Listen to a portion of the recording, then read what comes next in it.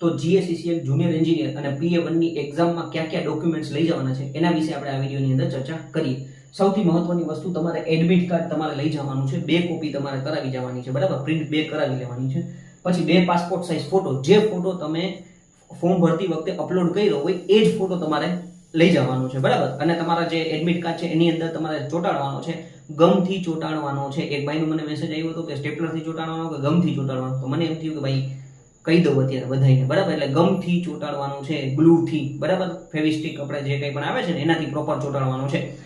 ID પ્રૂફની અંદર તમારે original લઈ જવાના છે, PAN card, passport, driving licence, voter ID અથવા આધાર કાર્ડ, આમાંથી કોઈ પણ 1 અથવા 2 ઓરિજિનલ લઈ જાજો અને સાથે સાથે એક એની પ્રિન્ટ લઈ જાજો, બરાબર. ફોટો જેમાં પ્રોપર હોય એ લઈ જવાનું છે. આટલી પ્રોપર વસ્તુ તમારે સાથે લઈ જવાની છે. એડમિટ કાર્ડ ફેંકી નથી દેવાનું, આ ખાસ તમારે ધ્યાન દેવાનું છે. ઓકે, બાકી કંઈ પણ ક્વેશ્ચન હોય કમેન્ટ કરી શકો છો, પર્સનલ મેસેજ કરજો, હું આન્સર આપીશ. Thank you friends.